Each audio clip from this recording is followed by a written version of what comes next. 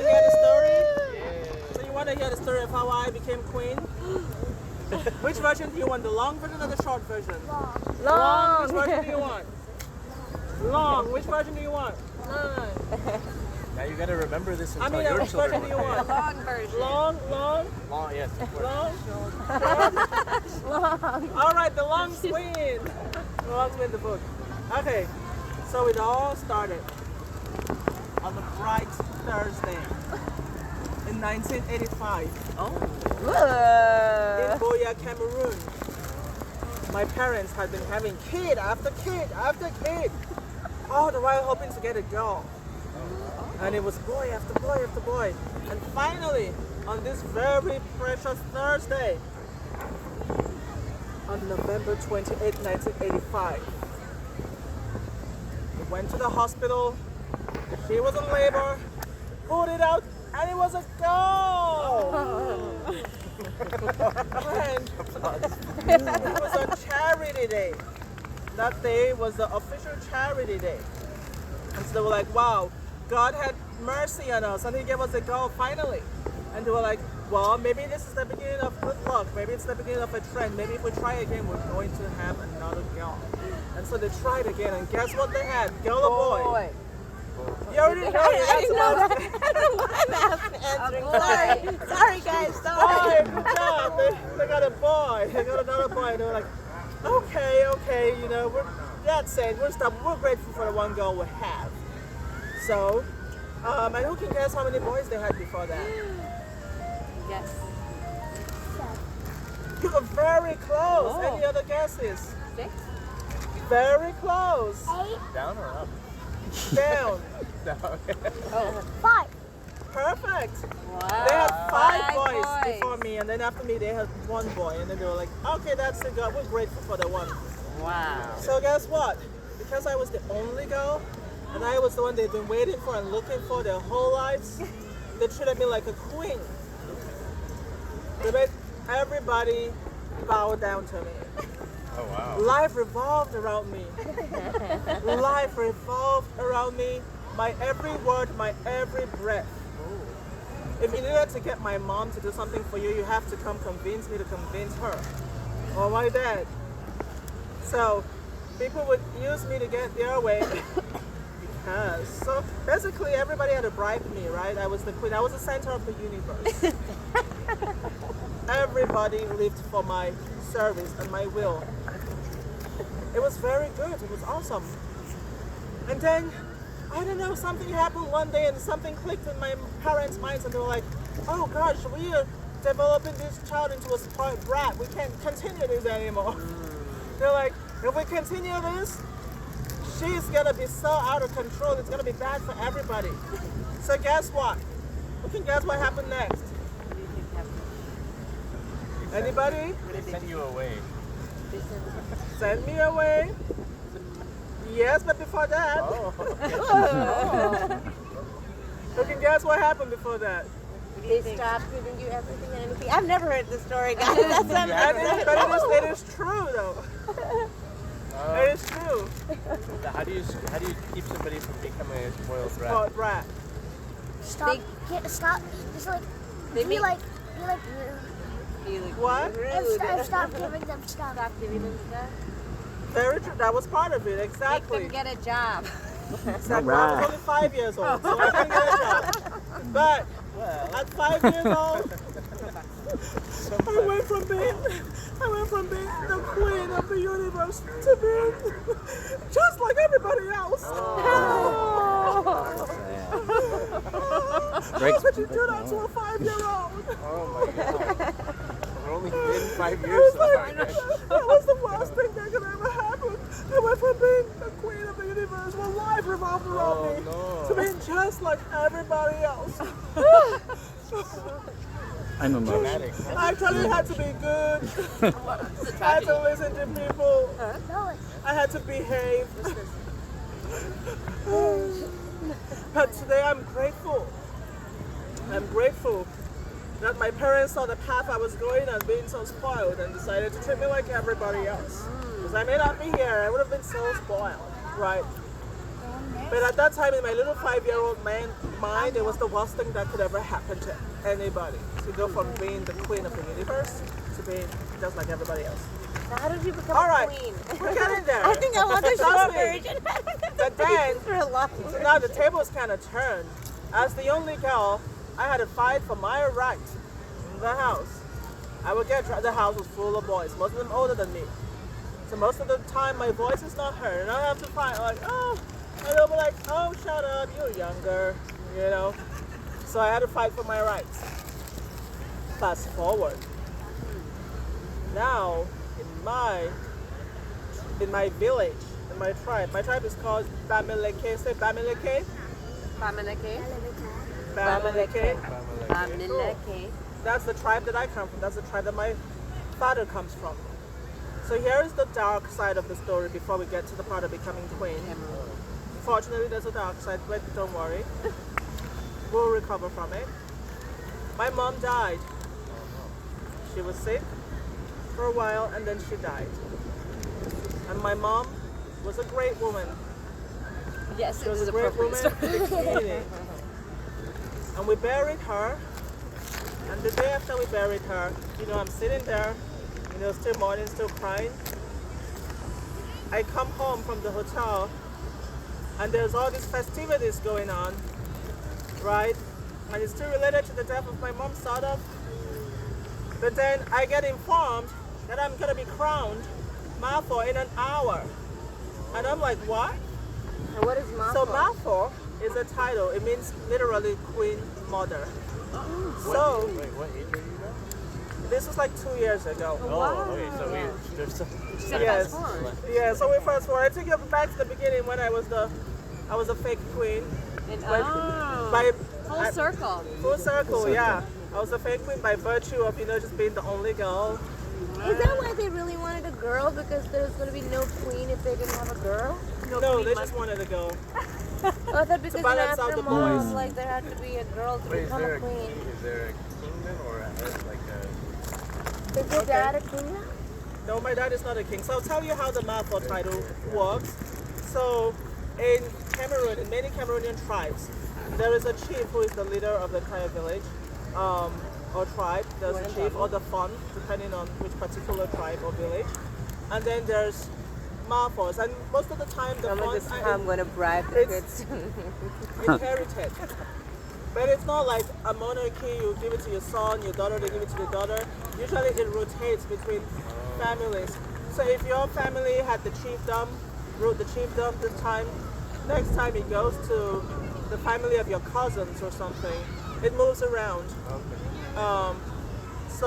And it also only depends on if you're ruling properly, you're ruling in a way that benefits the people, not just benefiting How are you yourself. ruling being out here though? San Diego. We'll get into that. Okay. So that's not the kind that I am.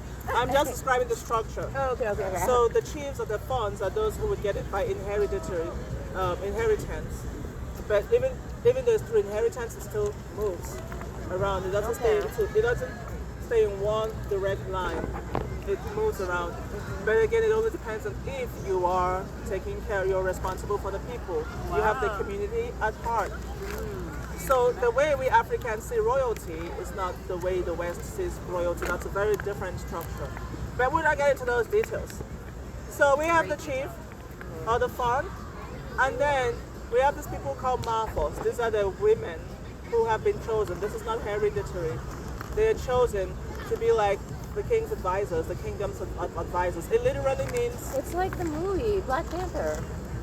right. So Mafor literally translates to queen mother. But it doesn't mean you're the mother of the king or Right, queen. right. It means you're a queen mother because you're a mother of all. You're taking care of the community. You're taking care of the community. That's why they call you queen mother. See, that's so much better than this whole by lineage and the boys. Right.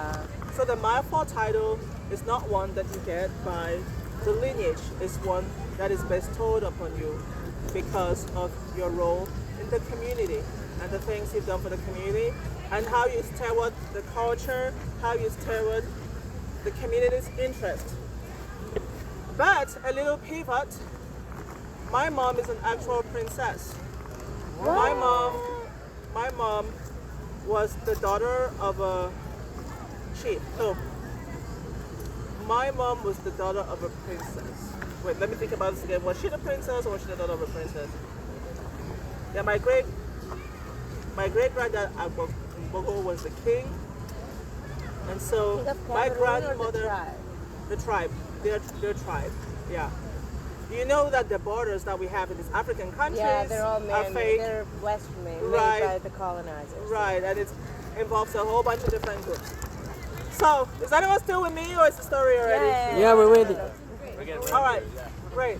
So, my grandmother was a princess, so which makes my mom a princess. So I still have some of the inherited royalty in me, but the title that I got as Mafor when my mom passed away is not the inheritance kind of queen. It's more of the community bestows this on you because of how you've upheld the community.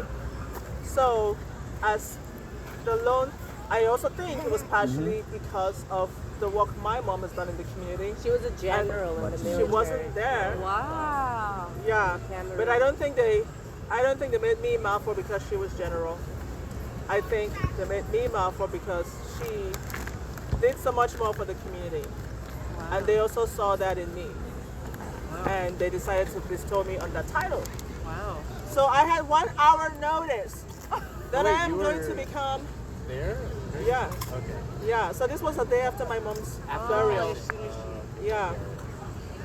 And I'm sitting there like, what? Like, what does this even mean? I did not know that my mom, had anything to do with, being Mafor or whatever. They're like, yeah, because your mom, she was not about the prestige, she was about doing the work.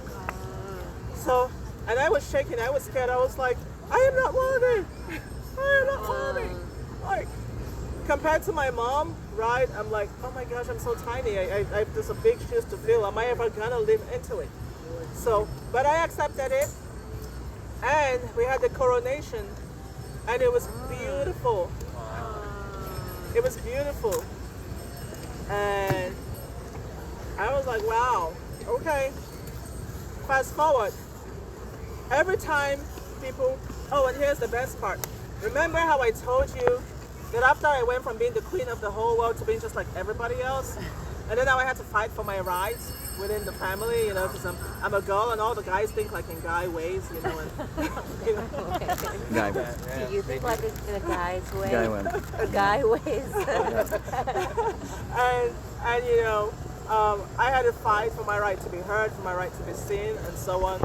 And when I speak, they'll be like, "Oh, you're the baby. Like, listen to us. We are older." But now, because I'm Mafor in the tribe, I am now technically older than all of them in the family.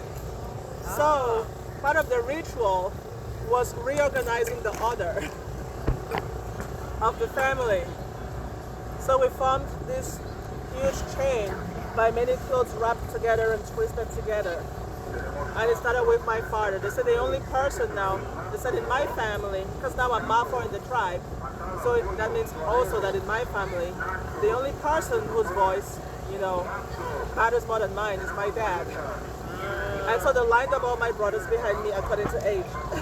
Wow. So now, they get to listen to me. I don't have to fight for my right anymore. So now I'm truly queen, but I'm queen with maturity.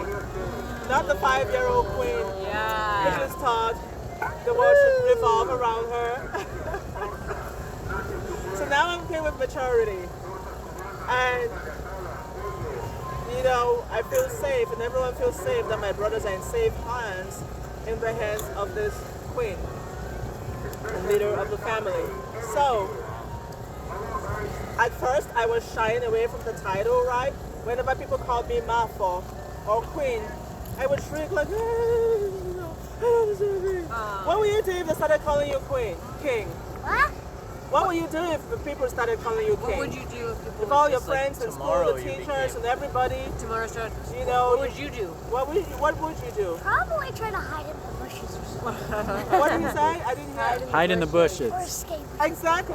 So you get the feeling. Rookie of the year. Yeah. Or what? So you get the feeling. That's what I felt like too. And every time people called me Mafor or called me queen, I wanted to hide. I'm like, oh, I don't deserve this. What have I done compared to this? Compared to my mom? What have I done compared? But eventually, I embraced it. Now she doesn't hide in the bushes I don't anymore. hide in the bushes anymore. I don't hide in the bushes anymore. That's why I had an event last year in San Diego, embracing my title as queen and letting everyone know I'm queen, I'm Mafor, and I embrace it. And there was one day I had a real eye-opening experience. You know, I was sitting there feeling, shitty, because sometimes, stuff... Excuse me. I'm so sorry. She's a queen. Sometimes stuff happens in life, and we feel bad. The queen's. Maybe we didn't get the right grades in school that we wanted to have. Maybe we didn't, do what we thought we would do, and we feel bad. And so there was one of those days when I was feeling bad. And somebody out of the blue called me to tell me she was just recounting all the things I've done for my community and all the ways in which I have fought to preserve our culture and all the things I have done to uplift people, and not only people from my culture, people from many races and cultures around the world. And someone was just recounting all these things. And I was like, oh my God, I am Mafor. I was like, oh my God. I was like, oh my God, I have been doing these things. I was like, yes, I am Mafor. And that was the beginning of my journey to embracing my title as queen. Oh, beautiful. So here we are. Have you ever heard of the moth?